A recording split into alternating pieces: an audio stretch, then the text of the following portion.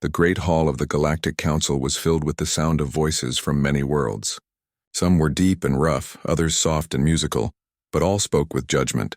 In the center of the hall stood the humans, a small group surrounded by taller and older races. They had come from Earth to speak for their kind, to defend their place in the galaxy. The council chamber was built of silver and glass glowing with blue light that made the air feel heavy. On the main platform stood Admiral Lucas Grant, a man in his 50s with a calm face and tired eyes. He looked at the alien leaders and felt the weight of centuries pressing down on him. He had seen battles, disasters, and discoveries, but nothing like this. Humanity was not being judged for a crime, not for war or greed, but for being human. The voice of the council speaker, an old being from the Varn species, filled the air. The speaker said that humans had advanced too fast, spread too far, and refused to obey the laws of balance that kept peace among the stars. The council believed humans were dangerous, unpredictable, and unable to control their nature. Some races had asked for mercy, but others feared that if humans were not stopped, they would one day rule over all. The speaker said the decision had been made. Earth and all human colonies were to be exiled.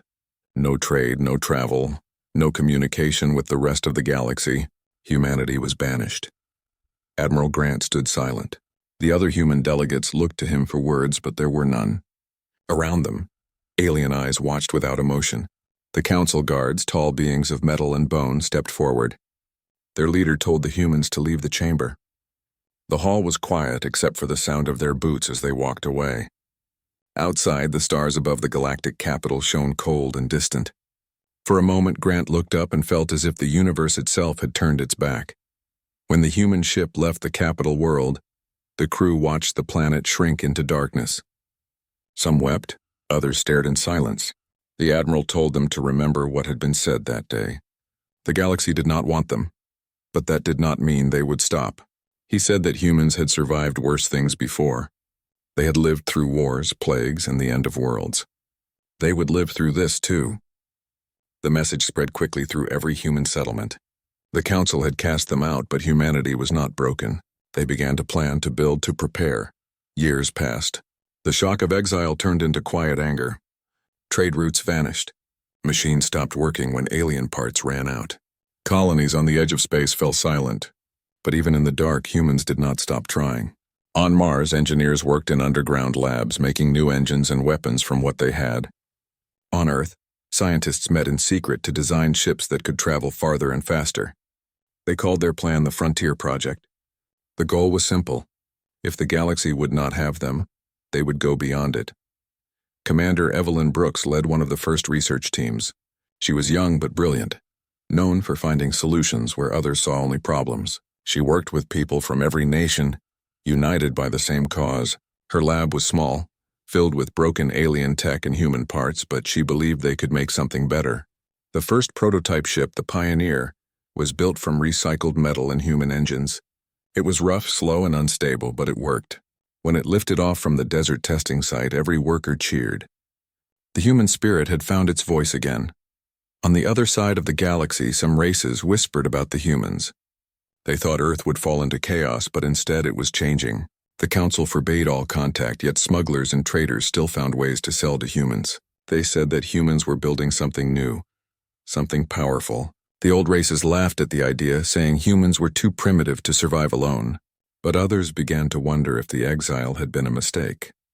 Admiral Grant grew old watching the change. He retired from service but often spoke to young officers about the past. He told them not to hate the council, but to remember what had been done. He said that one day humanity would rise again, not in anger but in strength. When he died, his last words were about the stars.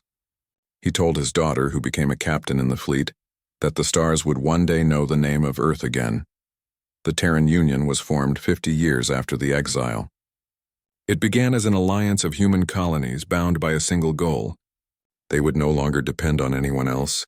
Factories were built under the oceans. Cities were raised on the moons, and fleets began to patrol human space. The first new generation born after exile grew up hearing stories of the council and their arrogance. To them, the galaxy was no longer a place of fear, but a challenge to overcome. They dreamed not of revenge, but of greatness. Commander Brooks became an admiral herself.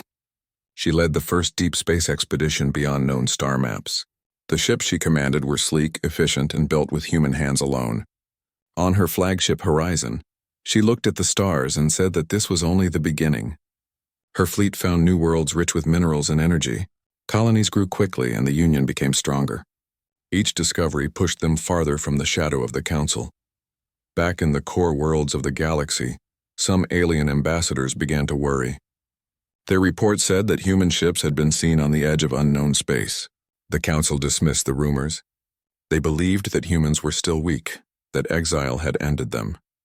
But one night, the scouts of the Krath Empire, one of the oldest Council members, vanished near human space.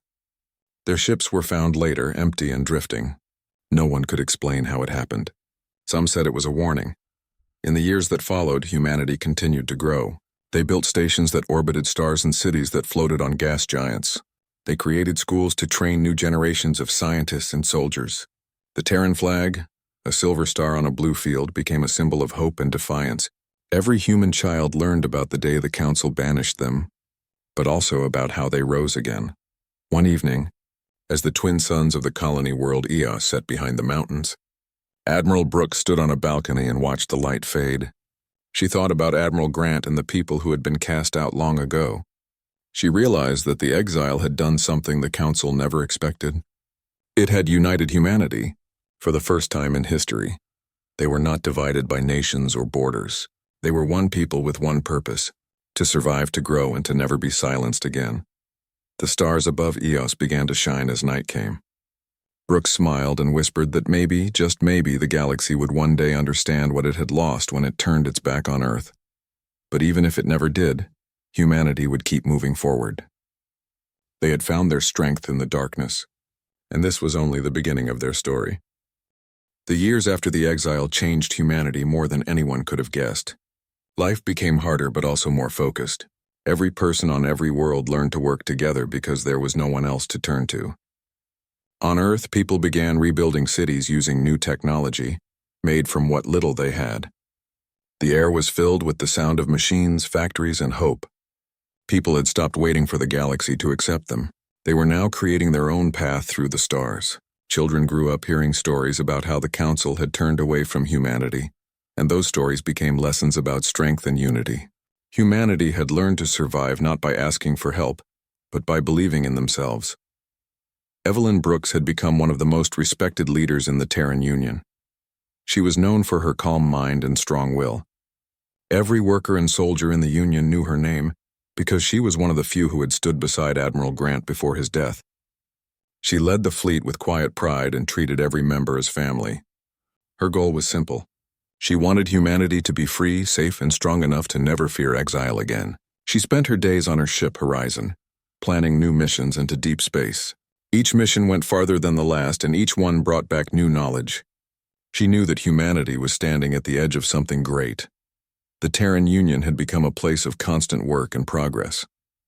Every city on every colony world was alive with movement.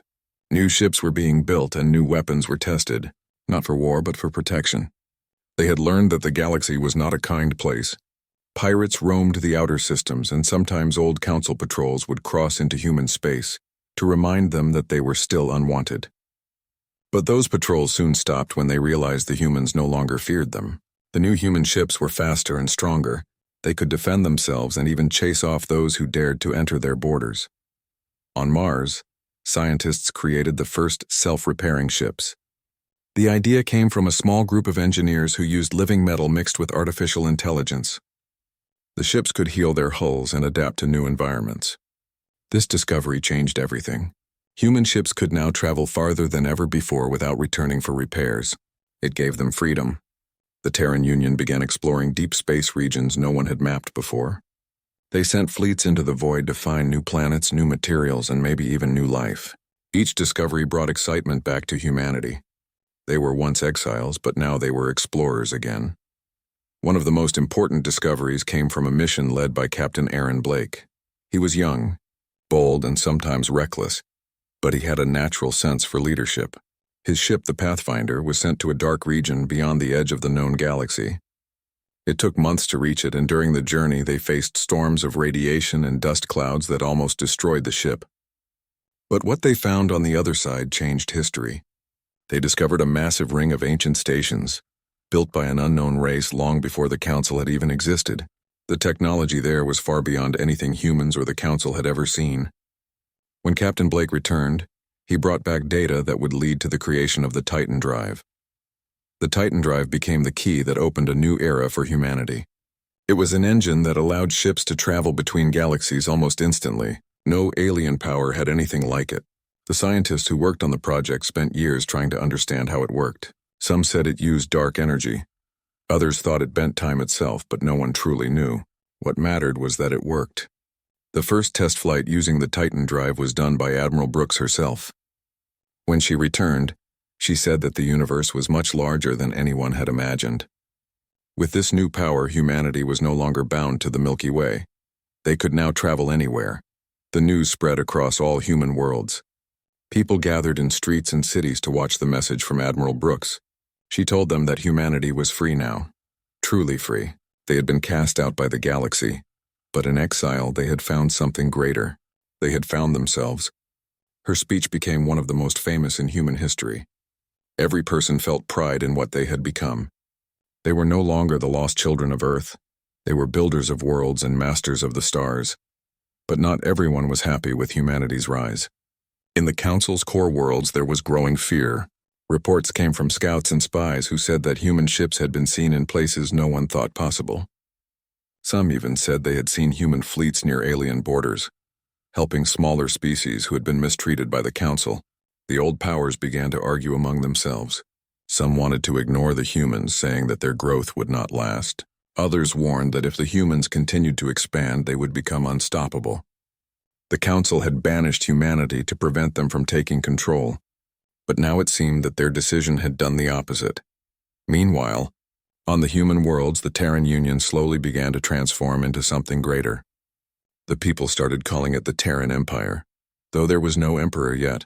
It was a name that came from pride, not conquest. The word empire meant strength, unity, and vision. It meant a future that could not be taken away. The Senate of the Union debated the change for months until it was finally agreed that humanity needed a single leader to guide them into the next era. After much discussion, Admiral Brooks was offered the title of First Consul, a position of authority that balanced leadership and democracy. She accepted not for power but for duty. She said that her role was to ensure humanity never lost its purpose. The following years were filled with expansion. Colonies became cities, ships became fleets. Human engineers built massive orbital rings around worlds to harness their energy. The old blue and silver flag of the Terran Union was replaced with a new one, showing a rising sun over a field of stars. It symbolized humanity's rebirth. Every new generation grew up under that flag, knowing that their ancestors had once been outcasts. That memory gave them strength. They learned that no one could decide their fate but themselves. As time went on, the Council began to weaken. Their laws no longer carried the same weight, and their fleets were slow and outdated. Some smaller races began to secretly trade with the humans, drawn by the promise of progress. The humans did not seek revenge, but they never forgot. When an old Council patrol entered human space without permission, it was surrounded by Terran ships and escorted back unharmed. The message was clear. Humanity was not looking for war, but it would not be pushed again. Evelyn Brooks grew older, but her resolve remained the same. She spent her last years watching the Empire grow stronger every day. She knew that the galaxy would one day face what it had tried to avoid. Humanity had become everything the Council feared, but it had done so with purpose, not rage. On her final night aboard the Horizon, she looked out at the stars and whispered that the exile had been a gift in disguise. It had forced humanity to rise. She closed her eyes and smiled, knowing that the future belonged to those who refused to surrender. Many generations passed since the exile, and humanity no longer saw itself as broken or abandoned. The Terran Empire was now a name known across many stars, even among those who once followed the Galactic Council. Cities made of steel and glass covered entire worlds. Ships as large as mountains floated in orbit powered by the Titan Drive. People who once lived under fear now lived with pride.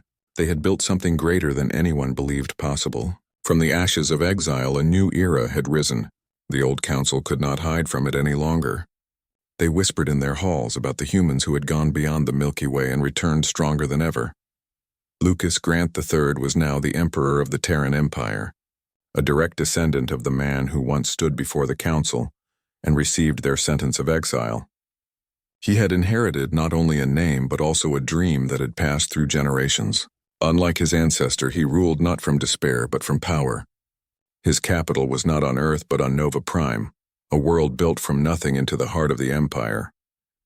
The city shone like a jewel in the dark, surrounded by endless shipyards and defense platforms.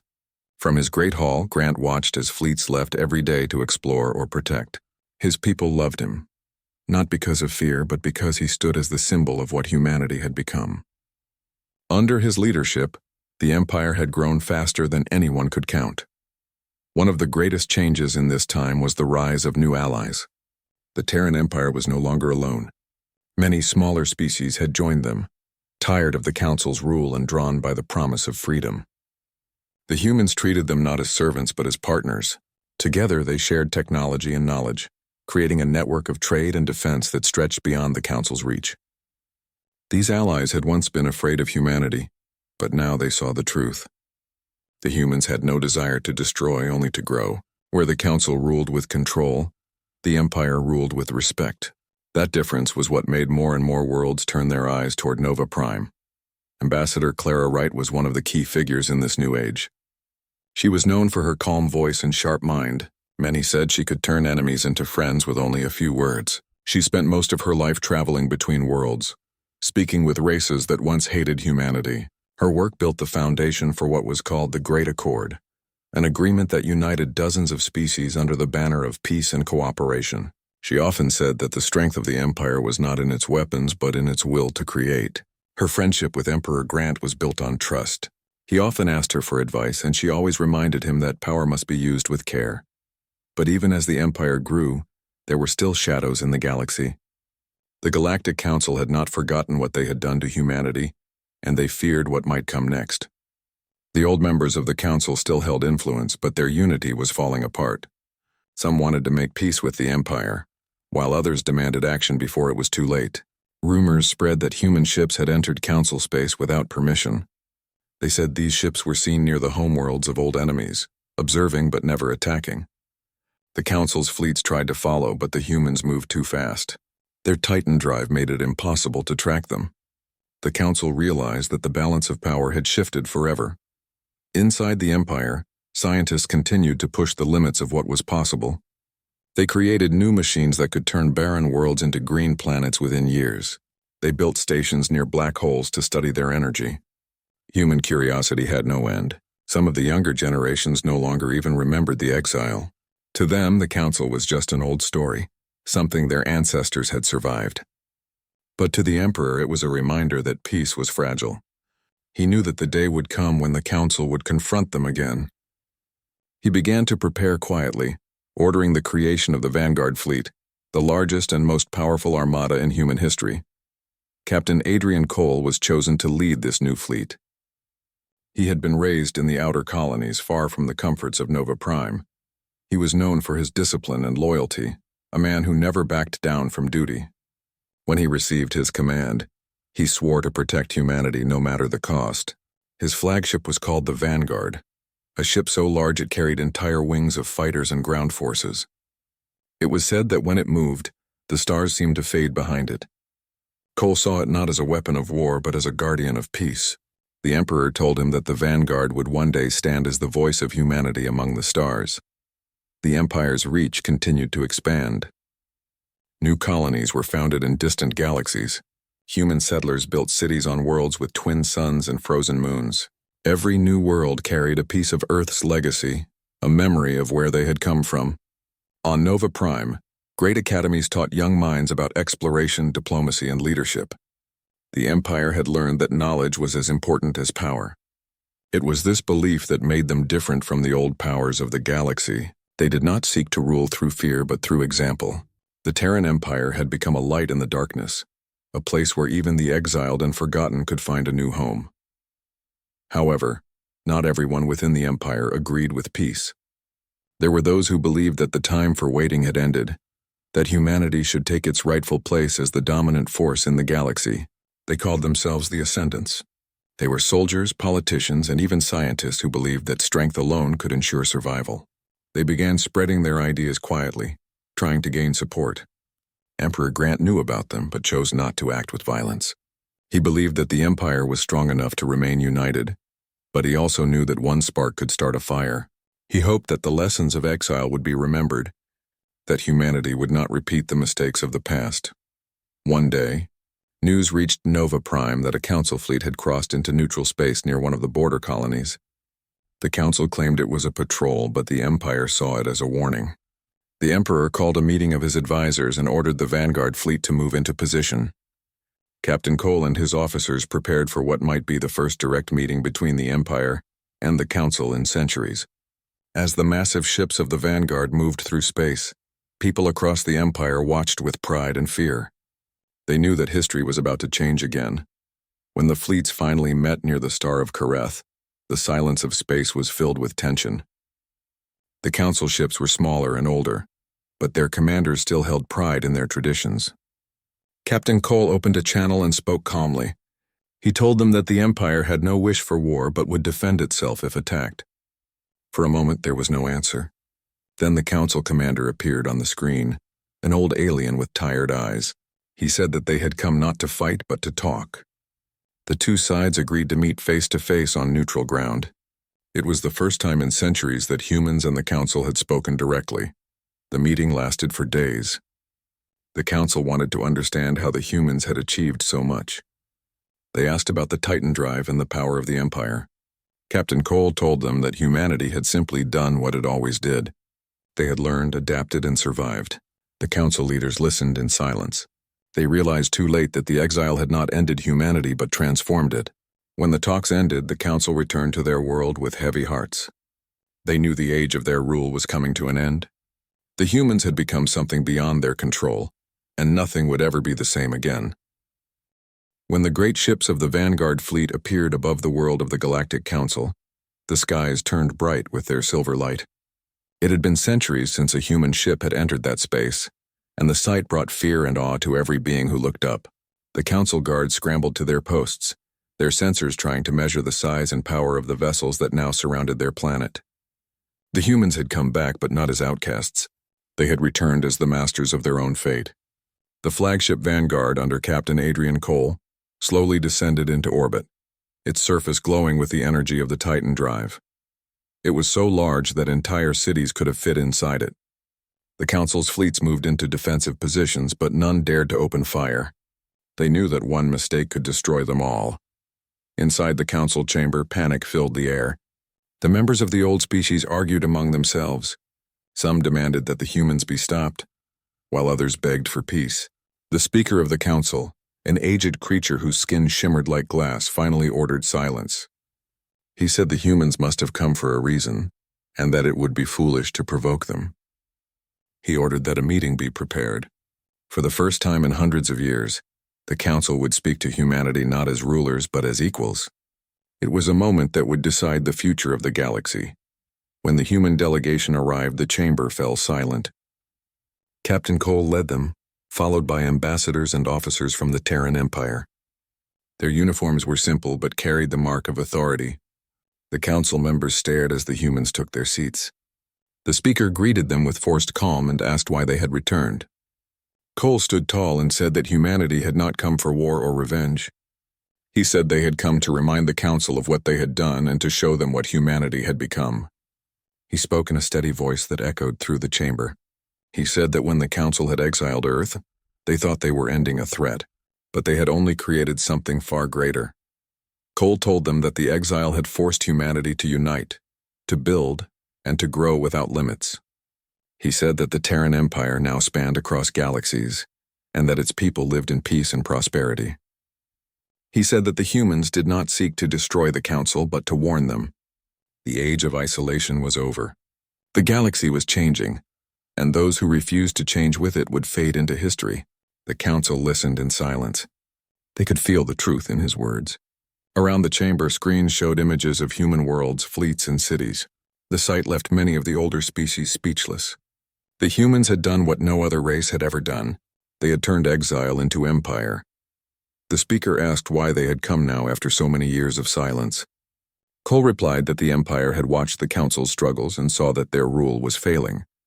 He said that the humans could help restore order, but only if the council accepted that the age of human weakness was over. The council murmured among themselves. Some were furious, saying that the humans were arrogant and dangerous. Others whispered that it might be time to listen. The speaker asked Cole if the empire demanded control. Cole shook his head and said that humanity did not want to rule. He said they wanted cooperation, not domination. He reminded them that humanity had learned the hard way that power without balance leads to ruin. After the meeting, the council went into private discussion.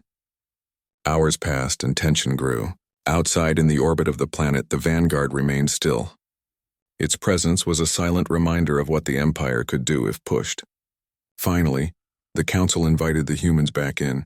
The speaker announced that the council would agree to reopen communication and trade with the Terran Empire. It was not a full alliance, but it was the first step toward peace.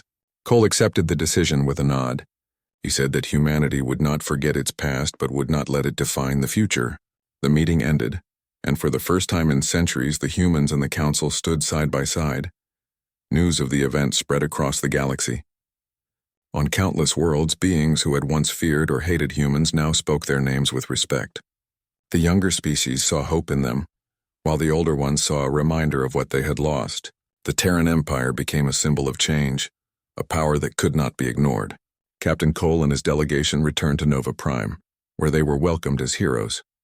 Emperor Grant III met them in the Great Hall and listened to every detail.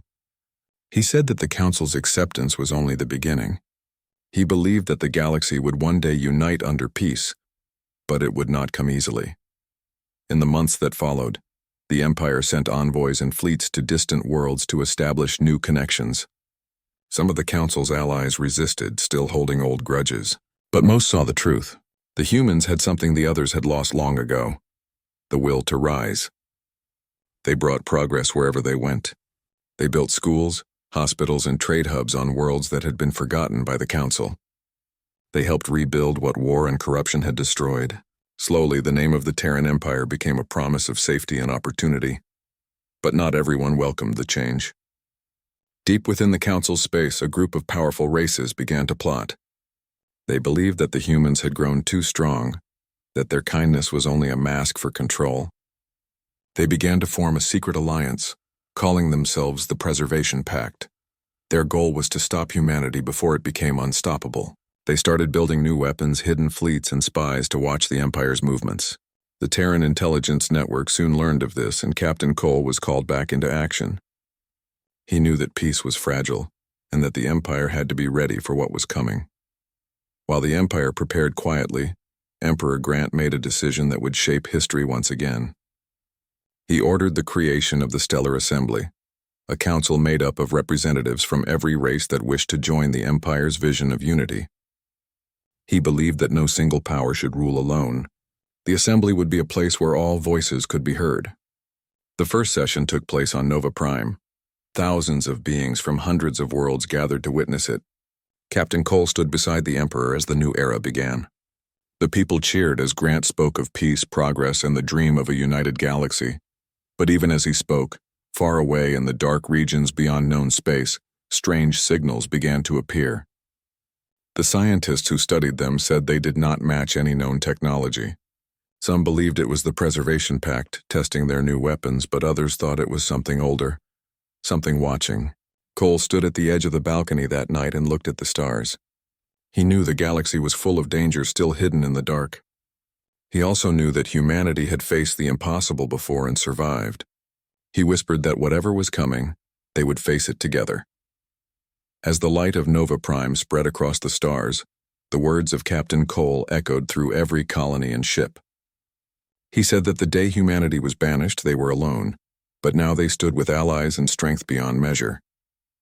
The exile had not broken them. It had prepared them for the future. The stars that once seemed cold now belonged to them, and no council or power could ever take that away. Humanity had returned not to conquer but to build, and in doing so, they had become something greater than anyone had ever imagined. Many years had passed since the day humanity returned to the Council's world. The galaxy was no longer divided as it once had been.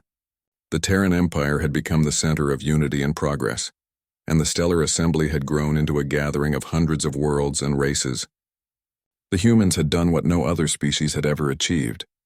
They had brought peace where there was once only fear. On Nova Prime, cities stretched toward the sky, shining with silver towers and endless light. Trade ships came and went every hour, carrying goods and ideas from every corner of the galaxy. People of every kind lived together, and the stars that had once seemed so far away now felt like part of home. Humanity had built something that even their ancestors could not have dreamed of. But peace never lasted forever. Beyond the farthest borders of the Empire, the strange signals that had once been ignored grew stronger. At first, they were thought to be remnants of old technology left from the ancient builders who had vanished long ago. But soon probes sent to investigate began to disappear. Patrol ships went missing without a trace. The Stellar Assembly called an emergency meeting, and reports came from distant colonies about strange shadows moving between the stars. It was said that entire systems had gone silent. Emperor Lucas Grant III listened in silence as his advisors argued about what to do. Some said it was the Preservation Pact finally showing itself. Others feared it was something worse. Captain Adrian Cole, now an admiral, was called before the Emperor. He had seen many things in his lifetime, but never fear in the eyes of his people. He bowed before the Emperor and said that whatever was out there, humanity would face it as they always had. The Emperor nodded and ordered the formation of a new fleet, larger and stronger than any before it. It was named the Sentinel Armada, built not just for defense but for discovery. The best scientists, engineers, and soldiers from across the Empire joined together to prepare for the unknown. The shipyards of Nova Prime glowed brighter than ever as massive new ships rose from their docks. The people watched and waited, their pride mixed with unease. They knew that history was about to turn again. The first mission of the Sentinel Armada was to reach the edge of the galaxy, where the signals were strongest. Admiral Cole led from his flagship Vanguard, now upgraded with the most advanced technology ever created. As the fleet moved through the dark void, they passed systems untouched by life, stars that burned cold, and debris fields that stretched for light years. The signals grew louder. They sounded almost like a voice, but not one anyone could understand. Some of the crew began to feel uneasy, saying they could sense something watching them. Cole remained calm. He had learned long ago that fear could only win if you let it. He reminded his crew that they were the children of Earth, and no darkness would make them turn back. After months of travel, the fleet reached a region unlike anything they had seen before. Space itself seemed to twist and shimmer. Their sensors failed, and strange energy fields surrounded them. Then they saw it. A structure the size of a planet floating silently in the void. It was covered in markings no one could read, glowing with faint blue light. Cole ordered a team to approach carefully. As they drew closer, the structure began to awaken. Light spread across its surface, and a deep sound echoed through space. Suddenly, every ship in the fleet received a transmission. It was a message in a language older than the stars. The translators worked for hours before finally producing a single sentence. It said, "We remember those who rise." Before they could respond, the structure opened. A pulse of energy spread out, and the ships were thrown off course. When they recovered, they realized they were no longer in known space. Stars around them were unfamiliar, and their charts were useless. The energy readings showed they had been moved across galaxies in a single instant. Cole stood at the command deck and stared at the view screen. He realized that they had discovered something beyond even the Titan drive. This was not a weapon. It was a gateway. Humanity had found a door to another universe. The Emperor listened to Cole's report with both pride and concern. He ordered the gateway to be studied but warned that it must be treated with caution. Scientists named it the Eternum Gate. Some believed it was built by the same ancient race whose ruins Captain Blake had found long ago. Others said it was not built at all but was a living thing. For the next few years, expeditions were sent through the gate. Some returned with stories of strange galaxies filled with life, while others never came back. The Emperor made sure that every discovery was shared with the Stellar Assembly, believing that knowledge was the greatest weapon against fear. As humanity continued to explore, the old wounds between the Empire and the Council finally began to heal. The Council worlds joined the Assembly one by one, realizing that the humans had brought something the galaxy had long forgotten: hope.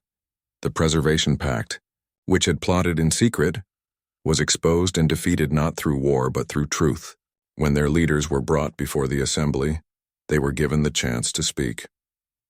They admitted that they had acted out of fear, afraid that humanity would do what the Council once had. Admiral Cole said that fear had almost destroyed the galaxy once before, and it would not be allowed to happen again. The pact was dissolved, and its worlds were welcomed into the Empire's protection. Years passed, and humanity's empire stretched farther than anyone could imagine. New generations grew up without ever knowing what exile meant. To them, the stars were not boundaries but beginnings. The story of Earth's banishment became history, a tale told in schools and theaters. But for the older ones who still remembered, it was more than a story. It was a lesson.